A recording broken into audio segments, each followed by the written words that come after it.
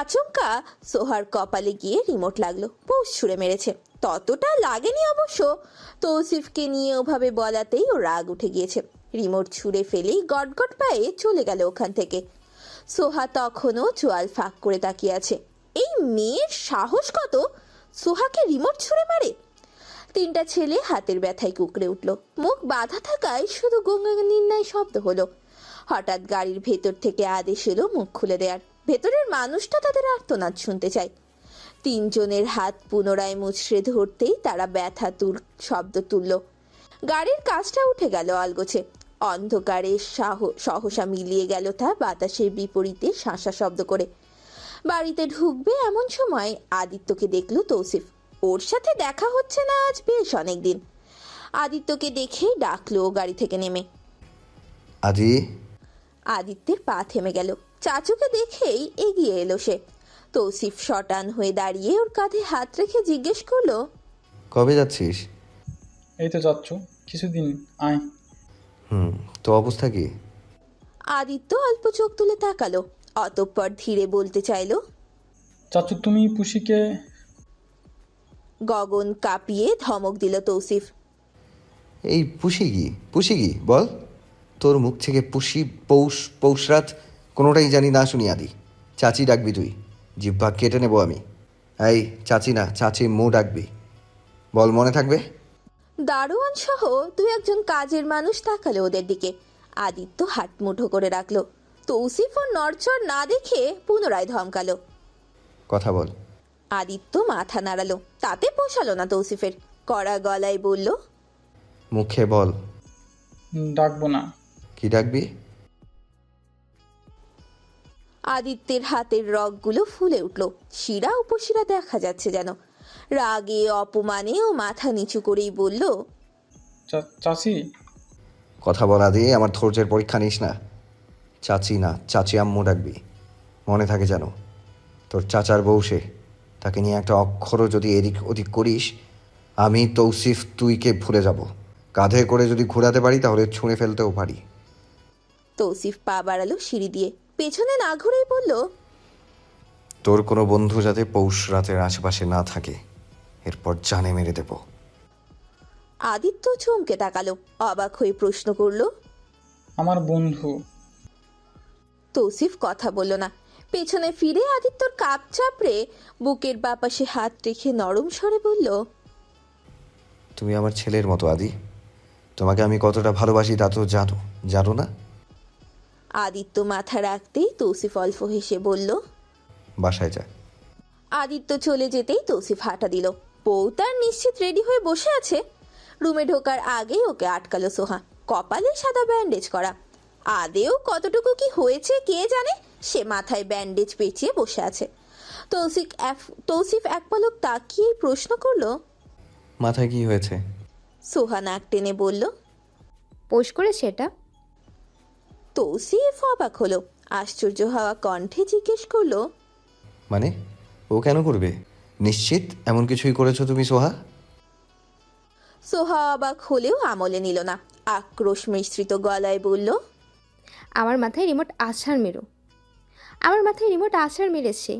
এখন এর বিচার পাবো না? বেয়াদব মেশে একটা, বড় ছোট মানে না। তৌসিফ মাথা ঠান্ডা করলো। তার কাছে সময়টা গুরুত্বপূর্ণ। সোহাকে জানালো, আমি কথা বলছি ওর সাথে। কথা বলছি? কি বলার আছে? এই যে আমার মাথা, এরপর কি বলার আছে? তৌসিফ কথা বাড়ালো না, রুমে চলে এলো। মুড নষ্ট করার ইচ্ছে আপাতত তার নেই। ঘুটঘুটে অন্ধকার রুম দেখেই ভ্রু কুচকায় তৌসিফ। পৌষ কোথায়? ওকে তো রেডি হয়ে থাকতে বলেছিল। লাইট অন করতে করতে ডাকলো, honey, are you there? Light on করতেই বিছানায় দেখা গেল ওকে। কাঁথা দিয়ে মাথা সহ ঢেকে রেখেছে সে। তৌসিফ ফুস করে শ্বাস ফেলল। কাঁথা সরাতে নিলেই পৌষ শক্ত হয়ে রইল।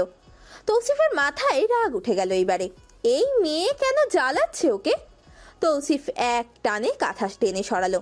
পৌষ তবুও ঠেটার মতো পড়ে রইতেই তৌসিফ এক টানে ওকে ধরে তুলল। পৌষ চোখ খুলল না। তৌসিফ এবার দিল এক ধমক। কি সমস্যা, কি হয়েছে? সোহাকে কেন মেরেছো? কেন জ্বালাচ্ছ আমায় তুমি? রেডি হওনি কেন? পৌষ মাথা তুলে তাকালো, রাগী সুরে বলল, সোহা, কি বলো? বলতে দিন। মুখের কথা টেনে নিয়ে বললেন। বলো, এত কেন চলছে ওই সোহার জন্য? মনে হচ্ছে পাতলা ডালে বাগার দিল কেউ। আপনাকে চরিত্রহীন বলেছিল, টিভির রিমোটের জন্য বলেছে। মানলাম আমি তর্ক করেছি, তাই বলে এমন কথা বলবে? শুধু বলেছিলাম টিভির রিমোট আর আশা আমার জামাইয়ের, মানে আমারই। তৌসিফ নরম হলো, ওকে কাছে টানতেই চিরবির করে উঠল পৌষ। তৌসিফ ওকে শান্ত করতে জানে। ওর হাত ধরে নিতে নিতে বলল, রেডি হওনি কেন হানি? যাব না তো। যেতেই হবে তোতা পাখি। যাব না। তৌসিফ চোখ গরম দেখাতেই চুপসে গেল। আলমারি খুলে ব্যাগ নিয়ে কাপড় বের করতেই চমকালো, এটা তো কোনো কাপড় না, এটা তো নাইট ড্রেস। পৌষ দাঁত চেপে বলে উঠল। এটা তৌসিফ স্বাভাবিকভাবেই ওটা সরালো, জানালো, আরে শাড়ি আনলাম তো হানি, ওটা পরবে, এটা ফিরে এসে পড়বে। পরে যাব? এটা কিছুতেই পরবো না আমি। এখন না তো হানি, এটা ফিরে এসে পড়বে শুধু আমার সামনে। দাঁত চেপে ধরে পৌষ তৃতীয় ব্যাগটা হাতে নিল। কালো রঙের একটা শাড়ি, অসম্ভব সুন্দর বটে। পৌষের মনটা ঝলমলিয়ে উঠল সহসা, মুখে হাসি ফুটে উঠল, কিন্তু তা বেশিক্ষণ টিকল না।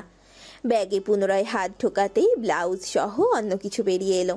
চোখ বড় বড় করে তাকালো পৌষ, রাগে ছুঁড়ে মারল তা, জাগিয়ে পড়ল তৌসিফের মুখে। পৌষ হিসিয়ে বলল, আপনাকে বলেছি এসব আনতে? তৌসিফ মাথা থেকে তা হাতে নিয়ে বলল, আমি না আনলে কে আনবে? চেয়েছি আমি। লাগে তো। পৌষ তৌসিফের হাত থেকে টেনে নিল ওটা, দৌড়ে গিয়ে ঢুকলো ওয়াশরুমে। ভেতরে গিয়ে গালিও দিল দুটো, যা ছিল অতি সস্তা। এই মেয়ের মুখের বুলি হয়েছে এই দুটো কথা। তৌসিফ নিজের স্যুট বুট বের করলো, তারা ওখানে স্পেশাল গেস্ট। বউয়ের সাথে বলতে গেলে এই প্রথম বন্ধুদের সাথে দেখা, একটু হাবভাব তো ঠিক রাখতেই হয়। মাঝারি শরীরে অতি অল্পই মেদ, সুন্দর করে তাতে কালো শাড়ি পরা, ছোট ছোট সাদা স্টোন তাতে দুটি ছড়াচ্ছে। মাথায় সাধারণ একটা কালো হিজাব পরা, দেখতে সাধারণ হলেও অতি অসাধারণ সেটা। তৌসিফ যেন ঢোক গিলতেও ভুলে গেল। তার পরনেও কালো প্যান্ট, সাদা শার্ট, তার উপর কালো ব্লেজার। দাঁত দিয়ে দাঁত চেপে রইল তৌসিফ। মানুষটা সে ততটা ভালো নয়, আর না ভালো তার নিজের অতীত। শুধুমাত্র এই মেয়েটাকে দেখার পর থেকেই তার মধ্যে পরিবর্তন আসা শুরু করলো। না হয় তৌসিফ তালুকদারের রগে রগে শয়তানি চলে, অনেকেই আগে পিছে তা বলে বেড়ায়। পা বাড়িয়ে এগিয়ে ভ্যানিটির সামনে গেল তৌসিফ। সেখানেই বক্সে রাখা ডায়মন্ডের 4টে চুড়ি। তৌসিফ তা নিয়ে পৌষের সামনে এসে হাতের কবজি ধরে দুটো দুটো করে পরালো। 2 আঙুলে দুটো আংটি পরিয়ে তাকালো সরাসরি মুখের দিকে। সাজ অতি নগণ্য। পৌষ যে ততটা সাজগোজ পছন্দ করে না তা এতদিনে তৌসিফ বুঝে গিয়েছে, অথচ সামান্য সাজে পৌষের মুখের আদল ঘুরে গিয়েছে। তৌসিফের বাগানে যেন স্বয়ং জ্যোৎস্না নামলো আলো ছড়াতে। তপ্ত হওয়া ওষ্ঠ দুটো আর টিকতে চাইল না। পৌষের থুতনিতে তারা নিজেদের স্থান ও খবরদারি দেখালো। পৌষ আস্তে করেই জিজ্ঞেস করলো, বের হবেন না? শু পরিয়ে দাও। বলেই কাউচে বসলো। শাড়ি পরা অবস্থায় কাজটা মুশকিল বটে, কিন্তু তৌসিফ সেদিকে নজর দিল না, বলেই যেন খালাস। পৌষ কালো শু নিয়ে সামনে এলো। শাড়ি পরা অবস্থায় ওভাবে বসাটা সম্ভব হলো না। পাশ থেকে টুল নিয়ে তাতে বসে তৌসিফের পাটা নিজের কোলে তুলে পরালো জুতো। পৌষের এতে ভালোই বেগ পেতে হলো যদিও, কিন্তু এই বিষয়টা নিয়ে তর্ক করতে পারলো না সে। নিজের ঘাড়ে সে নিজেই তো কোপ মেরেছে। একদিন সোহা জুতো চুজ করে দেওয়ার পরই তো পৌষ যা কাণ্ড করলো। এখন ঠেলা সামলা পৌষরা, ঠেলা সামলা। তৌসিফ একটা স্টোনের পার্স পৌষের হাতে দিয়ে ওর হাত ধরে হাঁটা দিল। গাড়িতে উঠেই তৌসিফ আজ ড্রাইভারকে বলল, ইউ ক্যান লিভ। ড্রাইভার সরে দাঁড়ালো। মাঝে মধ্যেই ওর স্যার একা ড্রাইভ করে। গাড়ির ডোর খুলে পৌষকে জায়গা করে দিল তৌসিফ। শাড়ি সামলে উঠতেই ওর আঁচলটা ধরে কোলে দিল তৌসিফ। নিজে বসলো ড্রাইভিং সিটে। গাড়ি চলতে শুরু করেছে। ছোট্ট করে তৌসিফ শুধালো, এত আনইজির কিছু নেই হানি, আম উইথ ইউ না। পৌষ হু হা কিছুই করলো না। তৌসিফ ডান হাত স্টিয়ারিং এ রেখে বাঁ হাতে পৌষের হাতটা ধরে নিজের হাতের মুঠোয় নিল। ওভাবে রেখেই বলল, কি হয়েছে? বাসায় আসার পর আপনার সাথে কথা আছে আমার, একটু জরুরি। পৌষের ভাষা প্রকাশ করছে মামলা সিরিয়াস।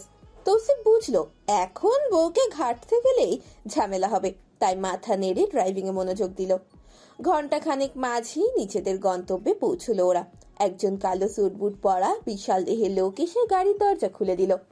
তৌসিফ বের হয়ে অপর পাশের ডোর খুলে পৌষের হাত ধরে বের করলো তাকে।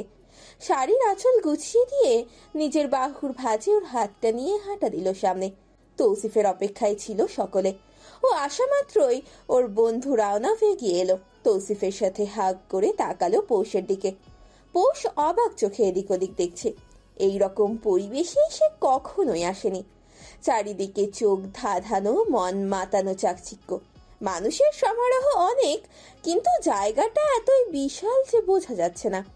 রওনাক পৌষের দিকে হাত বাড়িয়ে হাসি মুখে বলল, আমাদের বাবি। বাড়ানো হাতটা অবলীলায় তৌসিফ ধরে নিজেই হ্যান্ডশেক করলো। হাসি মুখেই জানালো, হ্যাঁ ও পৌষরাত। রওনক বুঝলো তৌসিফ তার বোন নিয়ে সিরিয়াস, হাতটা পর্যন্ত ছুতে দেবে না। অল্প হেসে রওনক বলল, বস তাড়াতাড়ি আয়, তোর জন্যই অপেক্ষা করছিলাম। তৌসিফ মাথা নাড়ল। বাদ বাকিদের সাথে শুধু চোখের দেখা হলো তার। সময় অনেকটা অতিক্রম হওয়াতে আগে ওরা উদ্ভাবনের কাজটাই করলো। প্রেস মিডিয়া থাকায় পৌষকে আগেই সাইডে বসিয়ে এসেছে তৌসিফ। পৌষ যে অস্বস্তি বোধ করছিল তা তৌসিফ বুঝতে পেরেছিল। পৌষ সাইডে থেকে সবটা স্পষ্ট দেখতে পেল। লাল রিবন কেটে তৌসিফ তালুকদার প্রবেশ করছে। এত এত মানুষের ভিড়ে বন্ধুর কাজের আর শোরুমের মেটেরিয়ালের প্রশংসা করছে সে। পৌষের চোখের পলকটাও যেন পড়ে না। এই লোক এতটা গুছিয়ে কথা বলে, হাত নাড়ানোর ভঙ্গিও অদ্ভুত সুন্দর। পরিপাটি এক মানুষ, অথচ এর নামের আগে পরে কত কালির দাগ পড়েছে। পৌষের আজ কিছুর উত্তর চাই। হঠাৎ একটা যুবতী মেয়ে এসে দাঁড়ালো পৌষের সামনে। পৌষ তাকাতেই দেখা মিলল সুন্দরী রমণীর। হাই সোসাইটির হাই পড়া মেয়ে, দেখেই বোঝা যাচ্ছে বয়স তার 18 কি 19। পৌষকে পা থেকে মাথা পর্যন্ত দেখে প্রশ্ন ছুড়ল, তুমি পৌষরাত? পৌষ মাথা নাড়তেই মেয়েটা ঠোঁট গোল করে বলল, ও। বলেই আবার খুঁটিয়ে খুঁটিয়ে দেখতে লাগলো। পৌষ বিরক্ত হলো বটে, জিজ্ঞেস করলো, কিছু বলবে? আর চুলগুলো পেছনে সরিয়ে বলল, তুমি জানো তৌসিফ আমাকে পছন্দ করত, তার সাথে আমার বিয়ে হওয়ার কথা ছিল। বিয়ে হলো না কেন? আরশি অবাক হলো বটে, মেয়েটা রিয়াক্ট করলো না কেন। আরশি পুনরায় বলল, উই ওয়ার ইন ডিপ লাভ। বাপের বয়সী তোমার সে, লজ্জা লাগে না? কাঠখোট্টাই জবাবে আরশির চোখ কোটর থেকে বের হওয়ার উপক্রম। এত বড় কথা শুনেও এই মেয়ে এত শান্ত। আরশি পাশে বসলো ওর। অবাক হয়ে জিজ্ঞেস করলো, কিছু বলবে না তুমি?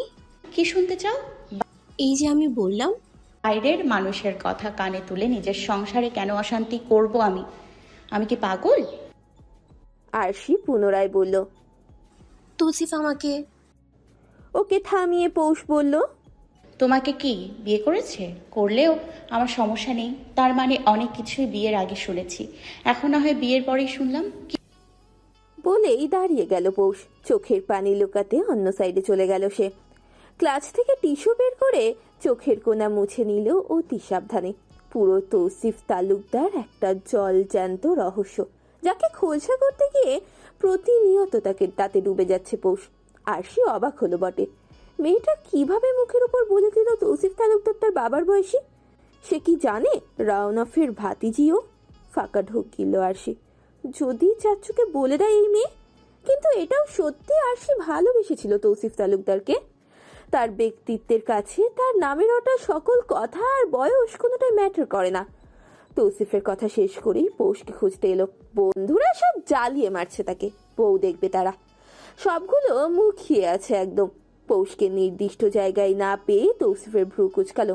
এদিক ওদিক মাথা ঘুরিয়ে তাকাতেই দেখা মিলল তার নির্দিষ্ট রমণীর। ওই তো কোনায় দাঁড়িয়ে আছে, ডাগর ডাগর চোখে আশেপাশে দেখছে।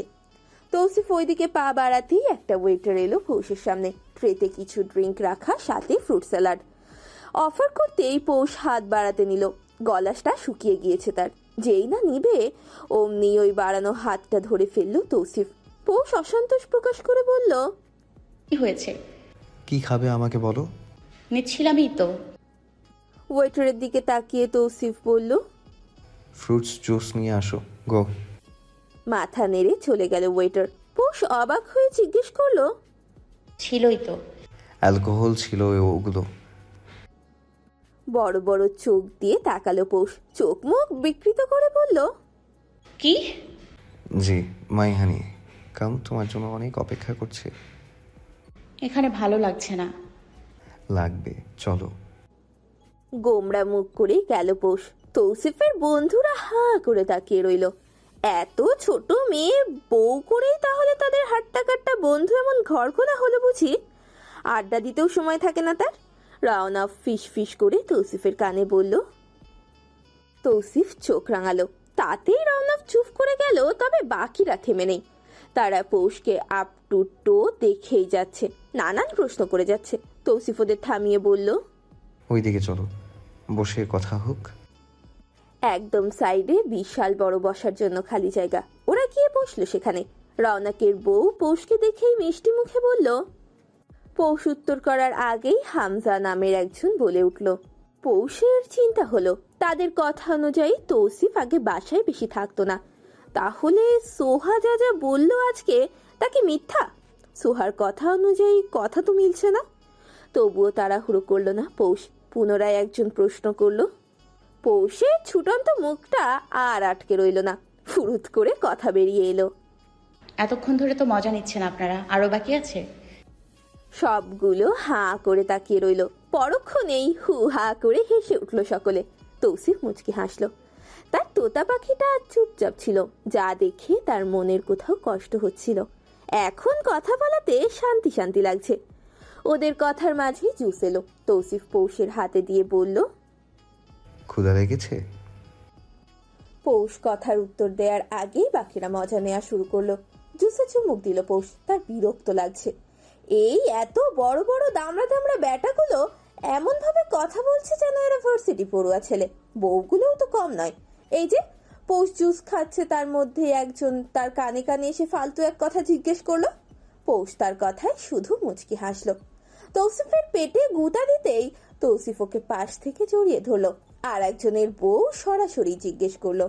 পৌষ মারি শক্ত করেই হাসি মুখেই বলল, জি আলহামদুলিল্লাহ, খুবই ভালো যাচ্ছে। সকাল থেকে রাত জামাই নিয়ে খুবই সুখে আছি। আপনার কেমন যাচ্ছে?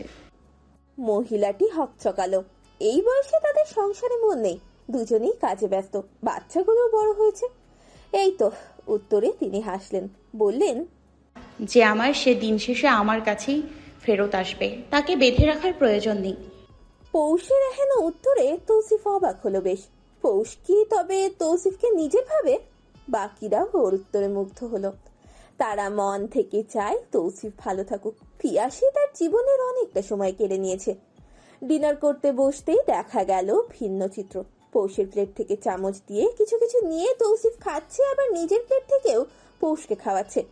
এদের কারো মনে একটু খাবারের প্রতি তিক্ততা নেই। হঠাৎই তাদের মনে পড়লো পিয়াসীর কথা। তখনও তারা ডিনার করছিল।